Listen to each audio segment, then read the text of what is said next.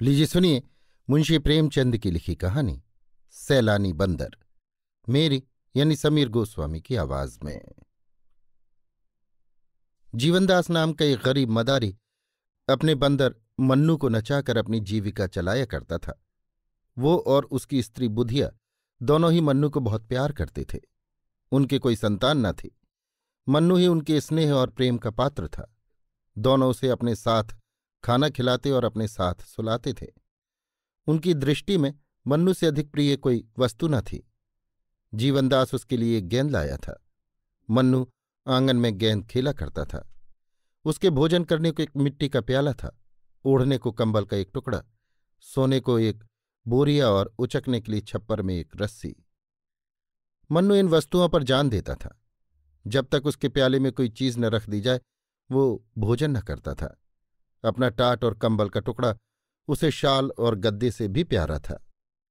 उसके दिन बड़े सुख से बीतते थे। वो प्रातःकाल रोटियां खाकर मदारी के साथ तमाशा करने जाता था। वो नकलें करने में इतना निपुण था कि दर्शक वृंद तमाशा देखकर मुग्ध हो जाते थे। लकड़ी हाथ में लेकर वृद्धों की भांति चलता, आसन मारकर पूजा करता, तिलक मुद्रा लगाता, फिर पोथी बगल में दबाकर पाठ करने चलता। ढोल बजाकर गाने की नकल इतनी मनोहर थी कि दर्शक लोग लोटपोट हो जाते थे। तमाशा खत्म हो जाने पर वो सबको सलाम करता था।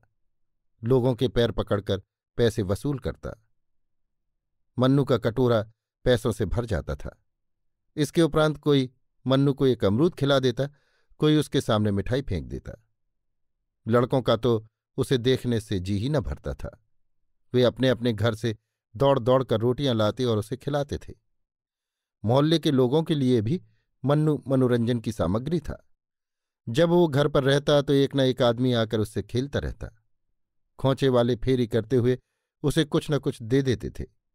जो बिना दिए निकल जाने की चेष्टा करता उससे भी मन्नू पैर पकड़कर वसूल कर लिया करता था, क्योंकि घर पर वो खुला रहता था।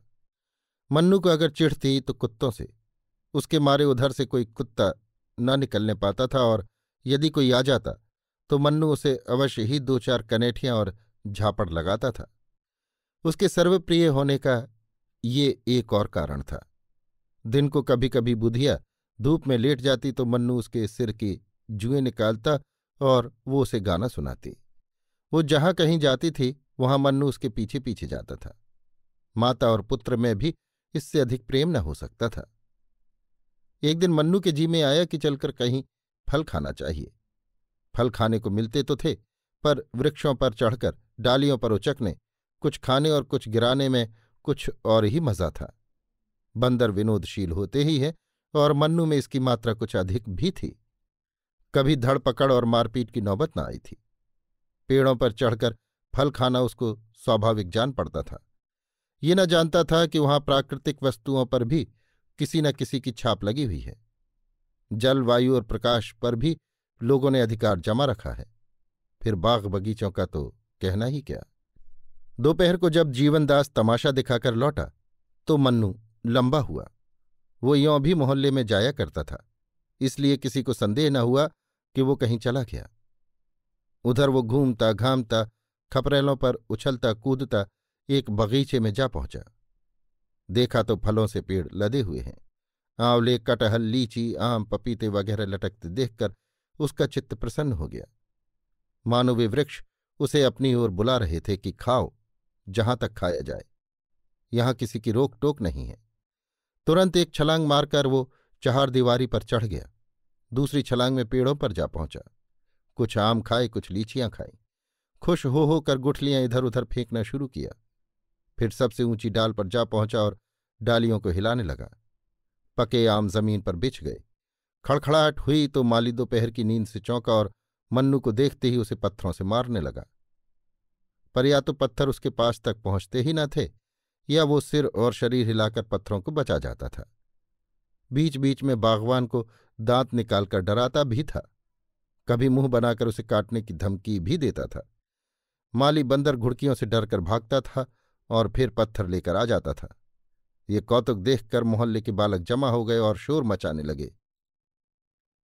ओ बंदरवा लोल आए, बाल उखाड़ू टोए टाए, ओ बंदर तेरा मुंह है लाल, पिचके चिपके तेरे गाल, मर गई नानी बंदर की, टूटी टांग मुछंदर की। मन्नू को इस शोरगुल में बड़ा आनंद आ रहा था। वो आधे फल खा खा कर नीचे गिराता था और लड़के लपक लपक कर चुन लेते और तालियां बजा बजा कर कहते, बंदर मामू और कहाँ तुम्हारा ठौर। माली ने जब देखा कि ये विप्लव शांत होने नहीं आता तो जाकर अपने स्वामी को खबर दी। वो हजरत पुलिस विभाग के कर्मचारी थे। सुनते ही जामे से बाहर हो गए। बंदर की इतनी मजाल कि मेरे बगीचे में आकर ऊधम मचावे। बंगले का किराया मैं देता हूं, कुछ बंदर नहीं देता। यहां कितने ही असहयोगियों को लदवा दिया। अखबार वाले मेरे नाम से कांपते हैं। बंदर की क्या हस्ती है। तुरंत बंदूक उठाई और बगीचे में आ पहुंचे। देखा मन्नू एक पेड़ को जोर जोर से हिला रहा है। लाल हो गए और उसकी तरफ बंदूक तानी। बंदूक देखते ही मन्नू के होश उड़ गए। उस पर आज तक किसी ने बंदूक नहीं तानी थी, पर उसने बंदूक की आवाज सुनी थी। चिड़ियों को मारे जाते देखा था और ना देखा होता तो भी बंदूक से उसे स्वाभाविक भय होता। पशु बुद्धि अपने शत्रुओं से स्वतः सशंक हो जाती है। मन्नू के पांव मानो सुन्न हो गए। वो उछलकर किसी दूसरे वृक्ष पर भी न जा सका। उसी डाल पर दबक कर बैठ गया। साहब को उसकी ये कला पसंद आई। दया आ गई। माली को भेजा, जाकर बंदर को पकड़ ला। माली दिल में तो डरा, पर साहब के गुस्से को जानता था। चुपके से वृक्ष पर चढ़ गया और हजरत बंदर को एक रस्सी में बांध लाया। मन्नू को साहब के बरामदे में एक खंभे से बांध दिया गया। उसकी स्वच्छंदता का अंत हो गया। संध्या तक वहीं पड़ा हुआ करुण स्वर में कूं कूं करता रहा। सांझ हो गई तो एक नौकर उसके सामने एक मुट्ठी चने डाल गया। अब मन्नू को अपनी स्थिति के परिवर्तन का ज्ञान हुआ। न कंबल न टाट, जमीन पर पड़ा बिसूर रहा था। चने उसने छुए भी नहीं। पछता रहा था कि कहाँ से कहाँ फल खाने निकला। मदारी का प्रेम याद आया। बेचारा मुझे खोजता फिरता होगा। मदारिन प्याले में रोटी और दूध लिए मुझे मन्नू मन्नू पुकार रही होगी। हाँ विपत्ति, तूने मुझे कहाँ लाकर छोड़ा। रात भर वो जागता और बार बार खंभे के चक्कर लगाता रहा। साहब का कुत्ता टामी बार बार डराता और भूखता था। मन्नू को उस पर ऐसा क्रोध आता था कि पांव तो मारे चप्तों के चौंधिया दूं, पर कुत्ता निकट न आता। दूर ही से गरज कर रह जाता था। रात गुजरी तो साहब ने आकर मन्नू को 2-3 ठोकरें जमाई। सुअर, रात भर चिल्ला चिल्ला कर नींद हराम कर दी, आंख तक न लगी। बचा, आज भी तुमने गुल मचाया तो गोली मार दूंगा। ये कहकर वो तो चले गए। अब नटखट लड़कों की बारी आई। कुछ घर के और कुछ बाहर के लड़के जमा हो गए। कोई मन्नू को मुंह चढ़ाता, कोई उस पर पत्थर फेंकता और कोई उसको मिठाई दिखाकर ललचाता। कोई उसका रक्षक न था। किसी को उस पर दया न आती थी। आत्मरक्षा की जितनी क्रियाएं उसे मालूम थी, सब करके हार गया। प्रणाम किया, पूजा पाठ किया, लेकिन इसका उपहार यही मिला कि लड़कों ने उसे और भी दिक करना शुरू किया। आज किसी ने उसके सामने चने भी न डाले, और यदि डाले भी होते तो वो खा न सकता। शोक ने भोजन की इच्छा न रखी थी। संध्या समय मदारी पता लगाता हुआ साहब के घर पहुंचा। मन्नू उसे देखते ही ऐसा अधीर हुआ मानो जंजीर तोड़ डालेगा, खंभे को गिरा देगा। मदारी ने जाकर मन्नू को गले से लगा लिया और साहब से बोला, हुजूर, भूल चूक तो आदमी से भी हो जाती है। ये तो पशु है। मुझे चाहे जो सजा दीजिए, पर इसे छोड़ दीजिए। सरकार, यही मेरी रोटियों का सहारा है।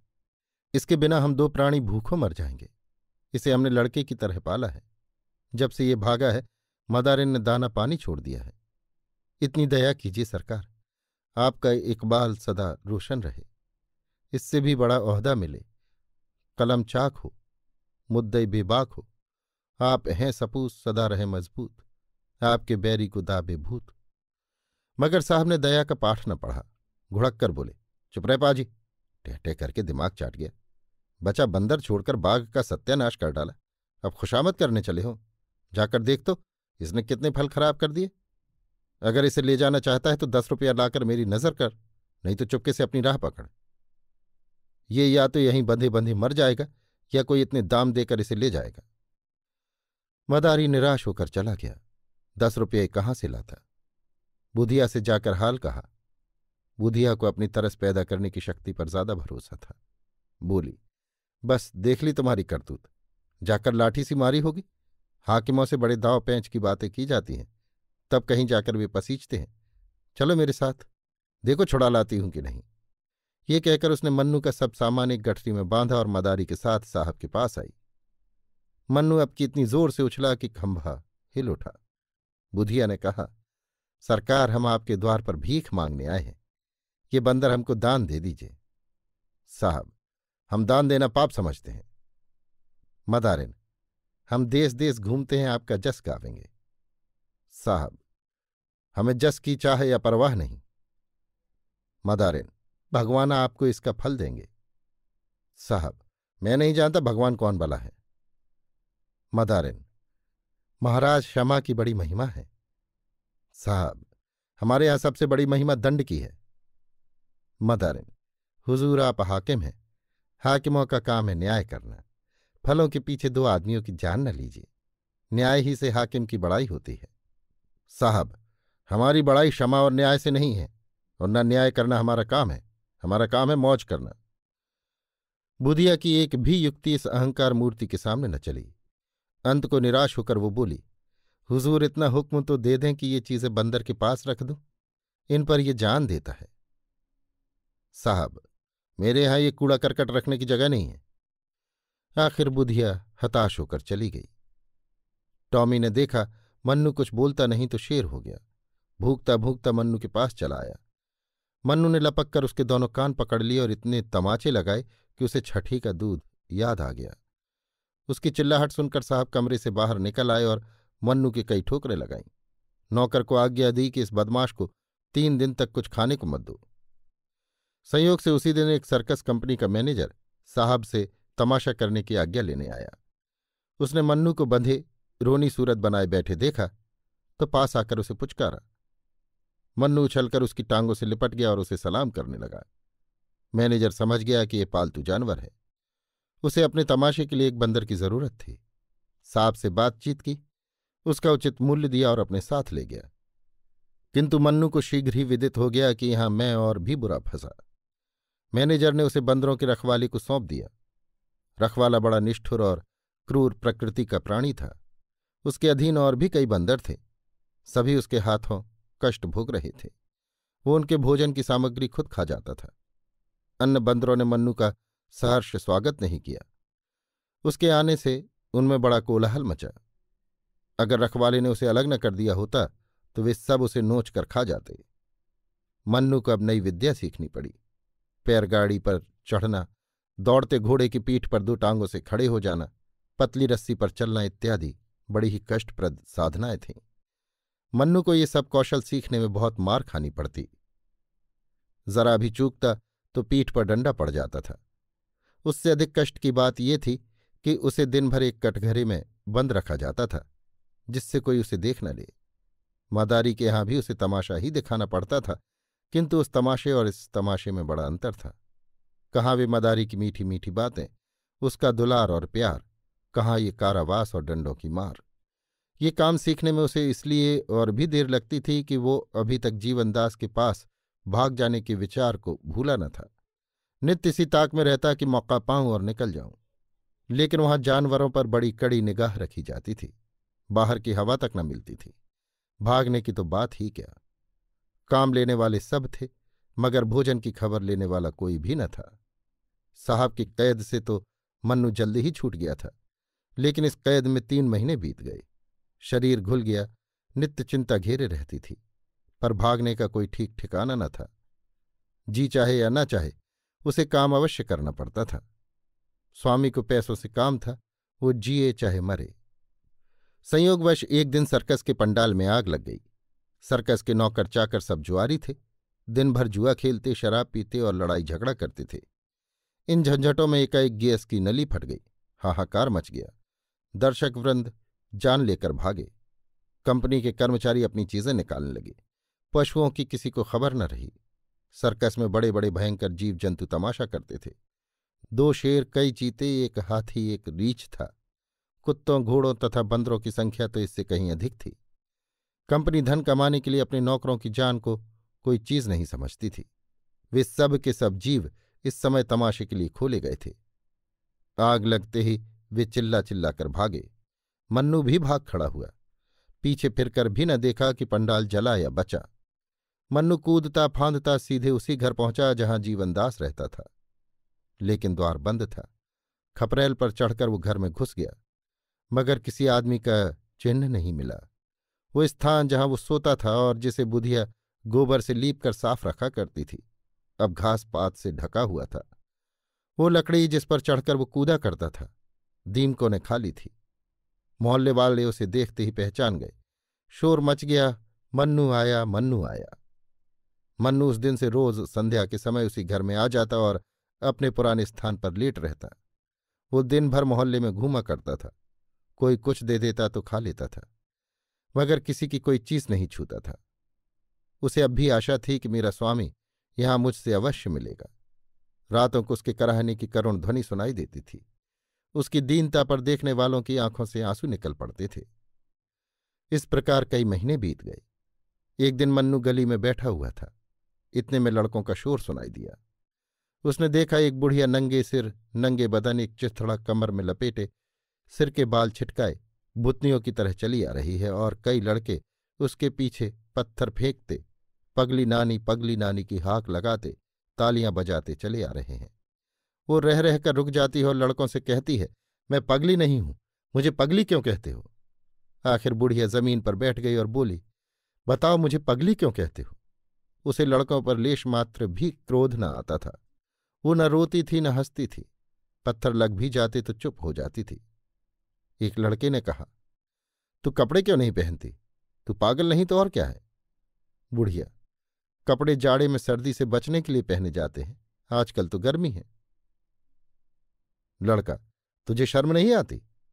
बुढ़िया, शर्म किसे कहते हैं बेटा? इतने साधु सन्यासी नंगे रहते हैं, उनको पत्थर से क्यों नहीं मारते? लड़का, वे तो मर्द हैं। बुढ़िया, क्या शर्म औरतों ही के लिए है? मर्दों को शर्म नहीं आनी चाहिए। लड़का, तुझे जो कोई जो कुछ दे देता है उसे तू खा लेती है, तू पागल नहीं तो और क्या है? बुढ़िया, इसमें पागलपन की क्या बात है बेटा? भूख लगती है, पेट भर लेती हूं। लड़का, तुझे कुछ विचार नहीं है? किसी के हाथ की चीज खाते घिन नहीं आती? बुढ़िया, घिन किसे कहते हैं बेटा? मैं भूल गई। लड़का, सभी को घिन आती है, क्या बता दूं घिन किसे कहते हैं? दूसरा लड़का, तू पैसे क्यों हाथ से फेंक देती है? कोई कपड़े देता है तो क्यों छोड़कर चल देती है? पगली नहीं तो और क्या है? बुढ़िया, पैसे कपड़े लेकर क्या करूं बेटा? लड़का, और लोग क्या करते हैं? पैसे रुपए का लालच सभी को होता है। बुढ़िया, लालच किसे कहते हैं बेटा? मैं भूल गई। लड़का, इसी से तो तुझे पगली नानी कहते हैं। तुझे न लोभ है, न घिन है, न विचार है, न लाज है, ऐसों ही को पागल कहते हैं।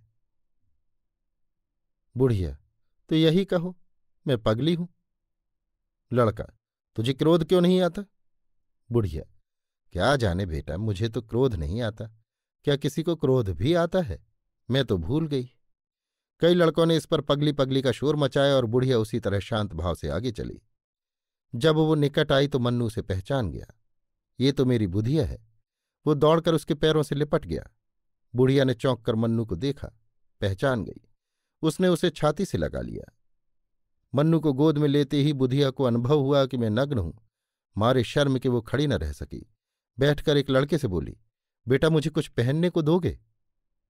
लड़का, तुझे तो लाज ही नहीं आती ना? बुढ़िया, नहीं बेटा, अब तो आ रही है। मुझे न जाने क्या हो गया था। लड़कों ने फिर पगली पगली का शोर मचाया तो उसने पत्थर फेंक कर लड़कों को मारना शुरू किया। उनके पीछे दौड़ी। एक लड़के ने पूछा, अभी तो तुझे क्रोध नहीं आता था, अब क्यों आ रहा है? बुढ़िया, क्या जाने क्यों अब क्रोध आ रहा है। फिर किसी ने पगली कहा तो बंदर से कटवा दूंगी। एक लड़का दौड़कर एक फटा हुआ कपड़ा ले आया। बुधिया ने वो कपड़ा पहन लिया, बाल समेट लिए। उसके मुख पर जो एक अमानुषी आभा थी, उसकी जगह चिंता का पीलापन दिखाई देने लगा। वो रो रो कर मन्नू से कहने लगी, बेटा तुम कहाँ चले गए थे? इतने दिन हो गए हमारी सुध न ली। तुम्हारा मदारी तुम्हारे ही वियोग में परलोक सिधारा। मैं भिक्षा मांगकर अपना पेट पालने लगी। घर द्वार तहस नहस हो गया। तुम थे तो खाने की, पहनने की, गहने की, घर की इच्छा थी। तुम्हारे जाते ही सब इच्छाएं लुप्त हो गईं। अकेली भूख तो सताती थी, पर संसार में और किसी बात की चिंता न थी। तुम्हारा मदारी मरा, पर मेरी आंखों में आंसू न आए। वो खाट पर पड़ा कराहता था और मेरा कलेजा ऐसा पत्थर हो गया था कि उसकी दवा दारू कौन कहे, उसके पास खड़ी तक न होती थी। सोचती थी ये मेरा कौन है। अब आज से सब बातें और अपनी वो दशा याद आती है तो यही कहना पड़ता है कि मैं सचमुच पगली हो गई थी, और लड़कों का मुझे पगली नानी कहकर चढ़ाना ठीक ही था। ये कहकर बुधिया मन्नू को लिए हुए शहर के बाहर एक बाग में गई, जहां वो एक पेड़ के नीचे रहती थी। वहां थोड़ी सी पुआल बिछी हुई थी। इसके सिवा मनुष्य के बसेरे का और कोई चिन्ह न था। आज से मन्नू बुधिया के पास रहने लगा। वो सवेरे घर से निकल जाता और नकले करके भीख मांगकर बुधिया के खाने भर को नाज या रोटियां ले आता था। पुत्र भी अगर होता तो वे इतने प्रेम से माता की सेवा न करता। उसकी नकलों से खुश होकर लोग उसे पैसे भी देते थे। उन पैसों से बुधिया खाने की चीजें बाजार से लाती थी। लोग बुधिया के प्रति बंदर का ये प्रेम देखकर चकित हो जाते और कहते थे कि ये बंदर नहीं, कोई देवता है। अभी आप सुन रहे थे मुंशी प्रेमचंद की लिखी कहानी सैलानी बंदर, मेरी यानी समीर गोस्वामी की आवाज में।